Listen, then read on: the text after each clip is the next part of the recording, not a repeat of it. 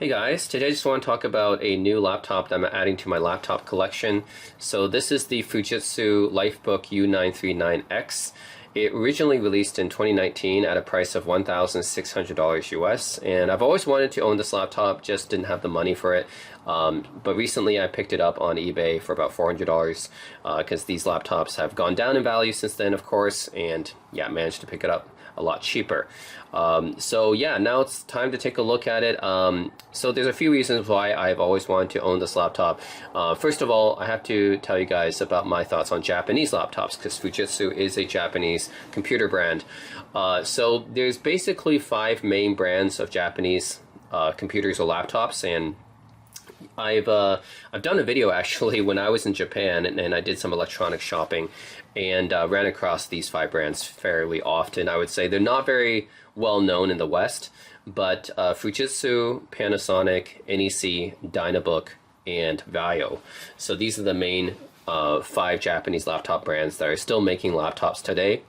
And basically here are my thoughts on each of them. So NEC, which is a huge Japanese computer company back in the day, back in the 80s and 90s, NEC was completely dominating the Japanese computer market. These days they still make laptops, but I would say they're kind of uninspired looking, so I'm not really interested in NEC laptops. Then Dynabook. So Dynabook is interesting because it's a Toshiba brand originally. Some of Toshiba's earliest laptops are called the Dynabook. Toshiba, as you guys may or may not know, they don't make laptops anymore. So currently Dynabook, the brand name, is not owned by Toshiba anymore. It's owned by Sharp Corporation. So Sharp actually makes Dynabooks these days. And I would say that Dynabooks are also not really inspiring looking at all. They just look like basic businessy looking laptops, kind of like NEC. So I wasn't too interested in Dynabook or NEC laptops. Vaio laptops are also interesting. They used to be a Sony brand, but now they're not made by Sony anymore. They're made by a separate Japanese corporation called Vaio Corporation. And their laptops, actually, they do sell some in the US. They're not like really popular or anything, but they do have a US branch. So you might sometimes see like some US Vaio laptops, but for the most part, I would say they're also kind of uninspiring looking. Like they're just these thin and light business looking laptops. So again, not too interested in the Vaio stuff, even though I think it's cool that they actually sell models in the US, but yeah, not too interested in the newer Vaio laptops. The older Sony Vaio laptops were really cool, but the newer Vaio laptops, pretty standard business type laptops. So which brings me to the last 2 brands, okay? So actually a few months ago I did a video on this machine, the Panasonic SV7, and this is probably one of the most unique Japanese laptops. Like Panasonic's Let's Note series, which is a consumer brand of laptops, I've always wanted to own them, and I bought this one when I was in Tokyo. Reason why it's so interesting, it weighs only 2.4 pounds, and the amount of functionality that you get with this laptop is amazing. Like you get full-size HDMI, you got USB-A port here, you got a Thunderbolt port right here, Thunderbolt 3 I believe, because this laptop's from 2018. Wireless switch. You get a VGA port, which you don't really see anymore on any recent laptops really. Ethernet, full size, 2 USB ports there additionally. And then on the front you get full-size SD, a power switch, a headphone jack, and a Blu-ray drive. That's right. Even has a Blu-ray drive, and then the indicator lights here. Like, it's just a very fully featured laptop, like pretty incredible. And also has a circular trackpad here. So anyways, for many reasons, I consider Panasonic one of the most interesting Japanese laptop makers, which is why I got this one, the SV7. Only weighs 2.4 pounds, right? Despite all the things I just said, including this this Blu-ray reader right here. Actually, yeah, I think it actually writes Blu-ray discs too. But yeah, this Blu-ray drive right here that's incorporated in a laptop. Yeah, I mean, how often do you see a Blu-ray drive in a laptop these days, right? The fact that they managed to fit that, plus all the other ports I mentioned, in such a small and light chassis is incredible. Plus, removable battery on top of all that. So that's pretty interesting, right? So yeah, for many reasons, I picked up this Panasonic SV7. Pretty incredible Japanese laptop. But in the same video I did for this laptop, I also talked about Fujitsu as well. So So, which brings me to the Fujitsu U939X. So Fujitsu, while it's not quite as distinctive looking as a Panasonic, still has some unique features. So let's go over this Lifebook here. And I've owned a couple Fujitsu laptops in the past, believe it or not. I've owned their UMPCs, like their netbooks. I should say their netbooks. Yeah, they made a couple of netbooks back then. The U810, U820, and the UH900, as well as the P1630. That was a convertible. This laptop's also convertible, by the way, which I'll show in a bit. So yeah, here, front lid, you have the Fujitsu logo here. This is a 13.3-inch laptop, by the way. It weighs actually a little bit less than even the Panasonic SV7. So this weighs 2.4 pounds, which is already really, really light. This weighs 2.2 pounds. So you're talking like Japanese laptops in general. I think they focus on the functionality and the portability aspect. So really glad that Japanese laptops tend to be pretty thin and light. Well, not always thin, but they do focus on giving you a lot of functionality and making things really light. Anyways, 2.2 pounds because they use pretty similar, I think, magnesium alloy chassis, just like with the Panasonic and Vio, and some of the other Japanese brands use the same kind of alloy. So that helps in making the laptop like durable but light. All right, let's take a look at the ports here. So here on the left side, you got the AC adapter jack right here. Then you get the two USB-C ports, one of which you can use for charging, and the other one, I guess, maybe you can use them both, but I guess this one is more, it's indicated that it's used for charging, and I guess this one is just for data. Full-size HDMI port right there, and USB-A port, 3.1 I'm guessing, and then a headphone jack combo port right there. So that's already 5 ports on this side. And then if you go on the right side here, so it's interesting to note here is that you have a SIM card slot right here. So this is for business travelers, and I know Japanese laptops love to cater to business people. So you do have a SIM card slot right here. So if you do have a micro SIM, if you have a WWAN card, modem card, you can, or broadband modem, that I guess you can, order this laptop with those internals, but this particular version that I have doesn't have that, so I can't put in a SIM card, but you can order it optionally with mobile broadband. And then you have the power button here because it's actually convertible, so you put it on the side here. So that's so that you can, access it while it's converting in tablet mode. Full-size SD card slot right here. You guys can see, yeah. Full-size SD card slot, and another USB 3.1 port right there, USB-A, and then an Ethernet port, which is interesting because this is pretty thin, right, this laptop, and they managed to fit actually a full-size Ethernet port in here, and unique to Fujitsu, I think, how they do it is like this. So, and I think more laptop makers should do this, and maybe they have a patent on this, but you actually pull this out right here. You pull this out, and then it goes up like this. And then there you go. That's your full-size Ethernet port, guys. Like, that's pretty incredible, right? They managed to fit this inside a slim chassis, and it just like collapses and retracts back in like that. It's just such an interesting design. Why don't more laptop makers do something like this? You can fit a full-size Ethernet jack just by doing that, right? Really, really cool. Anyways, that's really cool for Fujitsu to do something like that. And then you also get the indicator lights on the front, just like with the Panasonic. So this is a computer power on, battery charging indicator, battery, I guess, connected status, hard drive activity status, and Wi-Fi wireless on status. I think it's the similar thing on the Panasonic, right? Yeah, you got like, oh, this one has an SD card in use. And then you have the, hard drive, battery, caps lock, num lock, okay. But anyways, it's cool the Japanese laptops still keep some of the old school features, and they give you a lot of features, right? A lot of ports. Let's open up the computer. Now this isn't quite as interesting as the Panasonic, because the Panasonic has that cool looking circular trackpad, which really catches your eye, right? This little circular trackpad here. Nope, this Fujitsu, kind of more of a normal looking chiclet style keyboard here.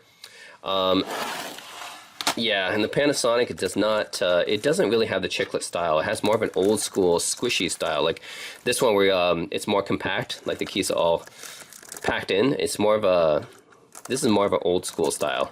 Before they had chiclet keyboards, they had more of this, this keyboard style where they compact all the keys in. But the Fujitsu has a more modern looking chiclet style. And I actually have Linux Mint running, so I'm just gonna log into Linux Mint here. Okay. So yeah, this is the keyboard, and the keys are fine. I always found like the keys on Japanese laptops to be okay. Nothing really great, but at the same time they're not bad either. My experience with Japanese laptops has been I've had some Toshiba Portages in the past, Vios, even the newer Vios. I had the SX12 for a bit for review, and yeah, the older Fujitsus as well as the Panasonic. So I had a few Japanese laptops, and yeah, their keyboards have always been okay. And then they, again, another old school thing, they put the touchpad with dedicated left and right click buttons. Always appreciated. I don't like sometimes I think the MacBooks are fine, but some other laptops, like these days, if they have the Microsoft Precision touchpad drivers, is also okay. But yeah, a lot of times when you have the click button actually in the touchpad or trackpad, it can be like, you know, accidentally activated, and I don't like that. But this one, you have a more firmer touch, right? You have like a dedicated button, so yeah, you don't activate it accidentally as often as if you have it embedded in the touchpad. You also have a fingerprint sensor here. Again, a lot of Japanese laptops cater to business users, but fingerprints, though, are more of a mainstream thing after, well, Apple incorporated it in their MacBooks, I guess. But this used to be a thing on a lot of business laptops back then, this fingerprint reader. And I think this is actually a palm reader as well, because Fujitsu has this technology where they can read the veins of your palm to log in. So that's actually another feature I believe this has. Not just a fingerprint reader, but it can read your palm veins as well. It's like a camera inside of here. So that's actually really cool as well. And so yeah, just comparing to the Panasonic here, this touchpad is definitely smaller. This little circle touchpad, it looks cool, and it has a dedicated left and right click too, but it's definitely like a small trackpad here. But then again, this is a 12.1 inch laptop, so the whole dimensions of this laptop are a little bit smaller. This is a 13.3 inch. Display is your typical 1920 by 1080 full HD display, 16:9 aspect ratio. Right, as you would expect on a 13.3 inch. So nothing special there. This is a Japanese keyboard, and there's, yeah, a lot of keys that I'm not used to, like this one, this one, this one, this one up there. I don't know exactly what they do. That's something specific to Japanese keyboards, but I'm sure I can remap it in Windows or Linux, which is what I'm running here. I'm actually dual booting Windows 11 and Linux Mint right here. Okay, you also have additional status indicator lights here. This is for different things though. This is for a num lock, caps lock, scroll lock. There's a scroll lock here as well. I don't think I've ever really used scroll lock, but it's like almost like a legacy type key. But anyways, it's there. Just like pause break. Does anyone know what pause break still does on modern computers? Like, that's a really old school thing. Like, I know scroll lock, pause break, system request, these are kind of like keys I bet like most people don't use, but they still exist in modern day laptops. All right, and here we have, it might look like a webcam, but no, it's in a very awkward position if it was. It's not a webcam. This is actually a rear camera. That's right. So this laptop is a convertible. It flips over 360 degrees. We call this the yoga style convertible.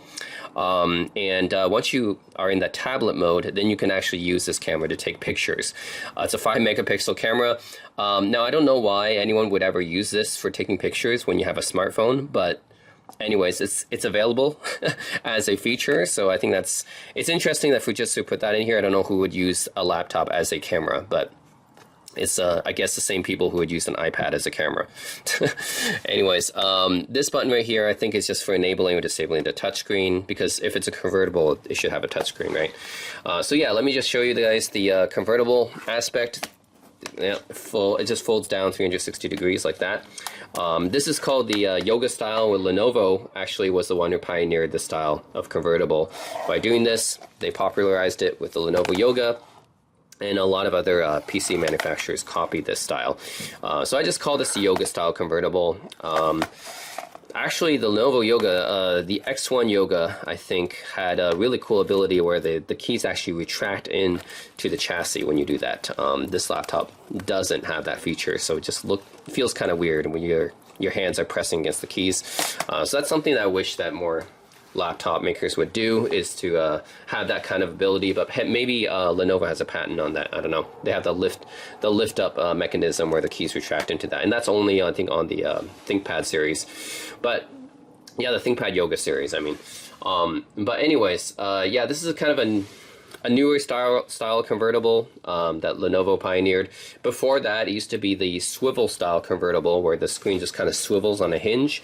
That was the old school style convertible that was used since the 2000s, and I think they both have their pros and cons. I like the swivel style as well. My old Gateway used to have that. The CX2724 that I had at university was a swivel style convertible with a Wacom digitizer in it.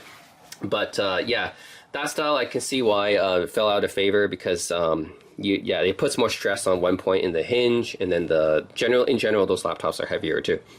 So they're yeah, because of, I think, those issues, the laptop industry kind of moved away from the swivel style convertible to the yoga style convertible. But this one doesn't have the flexibility of being able to rotate your screen. So you know, if your colleague wanted to see your screen at an angle, you have to like just move the entire laptop over rather than just like swiveling your screen over. So that's like a little minor thing. But anyways, I like both styles, swivel style, the old school swivel style, and the newer yoga style. Anyways, yep, so the Fujitsu U939X is indeed a convertible. So you can do this. You can put into like what they call it, a tent mode or whatever. It can flip like this to watch some videos or something like that, or presentations. I call this stand mode or whatever. I think that's what Lenovo calls it as well. But if you want to watch movies, or you know, look at a slideshow or presentation, then you can just flip it over like this, and the screen is just a little bit closer to you for that. And of course, you can just fold it flat down to use it as a tablet. Now, this is actually more viable for use as a tablet compared to a lot of other laptops, because this is so light. 2.2 pounds.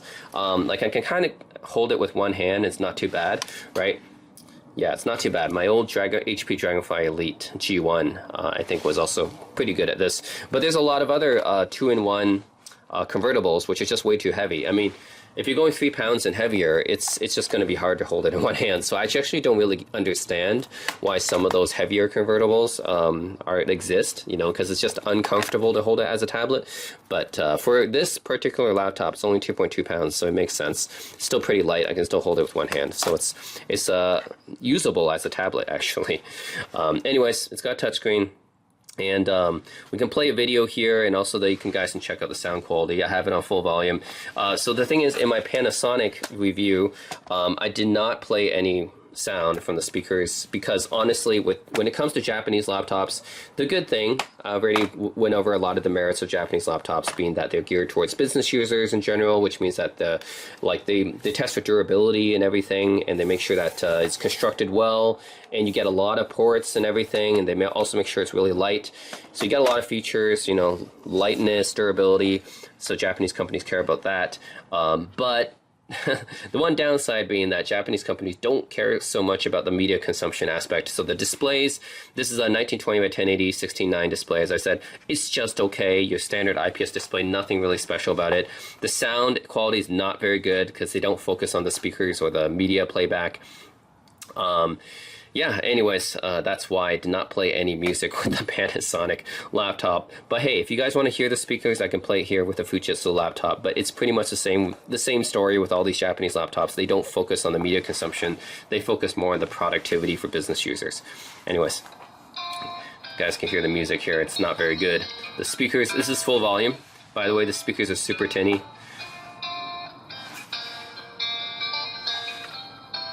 Yeah, this is full volume.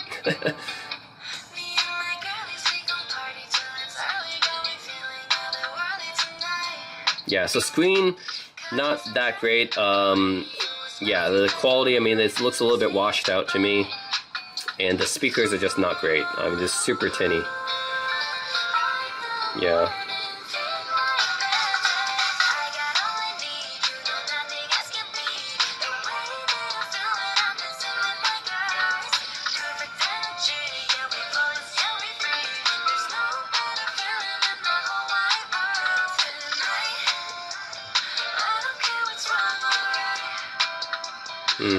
Yep.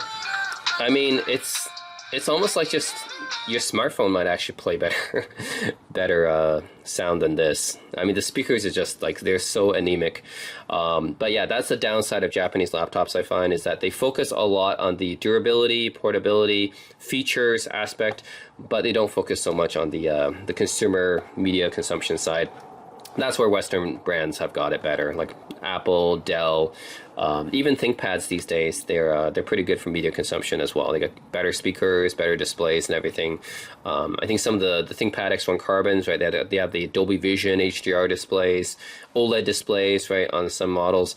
So yeah, definitely Western laptop brands and even some Chinese brands like Lenovo, they're better on the consumer side of things than Japanese brands, I would say. But yeah, Japanese brands, though, cool with the other features. Yeah, like generally a pretty decent keyboard. A lot of old school stuff happening here, right? The dedicated left and right touchpad buttons, status indicator lights, a whole bunch of ports, including fitting a full-size Ethernet jack there. Fingerprint sensor, like very business-centric features, making it very light and portable. Magnesium alloy chassis. Oh yeah, there's a webcam here. 2-megapixel webcam. Of course, it's pretty useful for business meetings. A rear camera, even though it's not really necessary, but they have that. So it's cool that Japanese laptops give so many features in such a small and compact and light chassis. Oh yeah, the specs of this, forgot to talk about that. So this is processor is a Core i5-8365U. It's an 8th generation processor because this laptop was released in 2019. This particular model that I got has 8 gigs of RAM.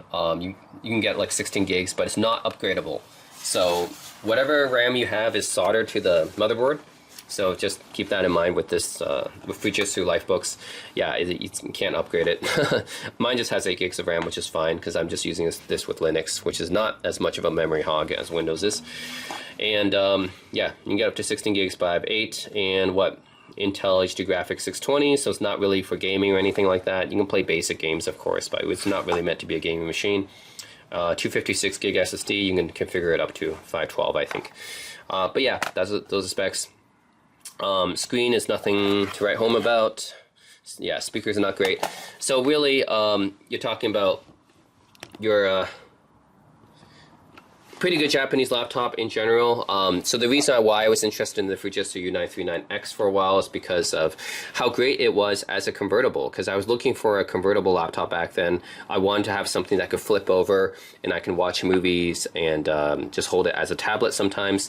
Yeah, I ended up going with the HP Dragonfly Elite G1 at that time because it was just cheaper. It was harder to find a Fujitsu that was that was used and at a good price back then. So I didn't get this laptop until now. Finally, I got it, and it is a good business laptop. I would say that compared to the HP Dragonfly Elite that I have, this is more of, it gives you more ports, of course, because it's a, Japanese always gives you lots of ports. So you got more fully featured functionality without using dongles. So if you guys don't like dongle life, definitely get a Japanese laptop. They generally give you a lot of ports. It's also super light. Not a whole lot of flex on the here, like, yeah, not a whole lot of flex. Actually pretty rigid despite the fact that it's only 2.2 pounds. That's impressive. But yeah, this was billed as the world's lightest convertible laptop. And 2.2 pounds, that's what made me really attracted to this model. And finally I got it, really wanted it back then. Ended up going with the HP Dragonfly Elite because, yeah, I just found a better deal for it at the time. This is a little bit lighter than the HP Dragonfly Elite. This is like 2.2 pounds. The Dragonfly Elite was like 2.4, 2.5. So it's a little bit lighter in Dragonfly Elite while giving you more features. Of course, it's not quite as good at the media consumption. Like the speakers aren't as good as the HP Dragonfly. Display arguably is not as good. But when it comes to just having like a lot of features out of the box, when it comes to business productivity, then yeah, the Fujitsu has it. And it is the world's lightest convertible. I think maybe still even keeps that to this day. I mean, I'm not talking about the smaller 10-inch netbooks that you see from GPD or anything. But just when it comes to a 13.3-inch laptop that's convertible, I think this may be the lightest. Yeah, 2.2 pounds. It's hard to find a convertible 13.3-inch laptop that's lighter than this.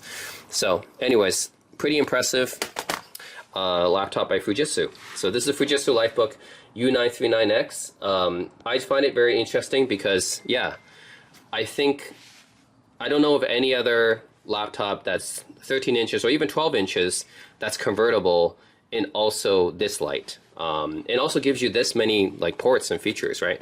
So that's you know, hats off to Fujitsu for that. So now I have both the Japanese laptops that I wanted. I find pretty interesting for my collection, right? I think these two are both interesting. The Panasonic CV7, which is quite unique. I mean, it's thicker for sure, right? You can tell it's a thick boy. It doesn't have that fold out Ethernet jack because it just has a thick chassis. But it has like so much, right? Like it's 2.4 pounds and it has a Blu-ray player inside of it. That's really impressive. So this is a laptop that's also impressive too. But the Fujitsu being convertible, also being a bit lighter than even the Panasonic, right? And also keeping most of the same ports as the Panasonic too, and also being, yeah, thinner. You guys can tell, right? That Fujitsu is noticeably thinner than the Panasonic. Yeah, that's definitely. One other thing forgot to mention is the Fujitsu here at the bottom. Look at that, made in Japan. That's right, guys. Not a typo. How many laptops do you see these days that are made in Japan? The thing is, the vast majority of computers these days are made in China, right? So to see something like this made in Japan is kind of rare, and will just gives you, you know, a little bit more peace of mind of that this thing is going to be built really well, because as everyone knows who has bought made in Japan products, they're generally built to a very high standard. So yeah, it's just cool seeing like a laptop that's made in Japan, right? Because most laptops, you know, like from Western manufacturers, are made in China. You know, Apple MacBooks, they're made in China. So anyways, this is made in Japan. Really, really cool. Anyways, that's it, guys. Let me know if you guys have any questions about the Fujitsu Lifebook U939X. I think overall, very, very cool laptop for my collection. It's the lightest 13-inch convertible on the market, even to this day, I think. And then, yeah, along with my Panasonic Let's Note. I think the Fujitsu Lifebook and the Panasonic Let's Note, these are two really interesting Japanese laptop series for me. Like I said, NEC and Dynabook and Vaio, not quite as interesting, but for Panasonic and Fujitsu, yeah, these two brands make some pretty interesting laptops, and I got two of them now in my collection. These two. So yeah, both interesting, unique in their own way, and yeah, the Panasonic, because, well, they fit everything but the kitchen sink inside of this thing. 2.4 pounds, freaking Blu-ray drive inside of a 2.4 pound laptop, 12-incher, crazy. And then the Fujitsu, yeah, 2.2 pound convertible, you know, with a fold-out Ethernet jack and a rear camera, 5 megapixel, and a palm reader. That's, you know, just cool tech, you know, like this. Anyways, guys, I know Japanese laptops are not very popular in the West. Like, I don't know anyone else that has a Fujitsu or Panasonic or Vaio or anything. They're not very popular in the West, but I highly recommend you guys check them out if you guys are interested in a business class laptop with good features and good durability, portability, right? The lightness, yeah, a lot of ports, and potentially really cool design as well. So highly recommend you guys check them out. Oh yeah, the Panasonic has a removable battery. That's something that the Fujitsu does not have, but I'm not sure that this one's actually made in Japan or not, to be honest. This is all in Japanese, so that's another thing. I don't know, but it does have a removable battery, so that's cool. All right. Again, let me know what you guys think of the Fujitsu or the Panasonic in the comment section below. And as always, thanks for watching.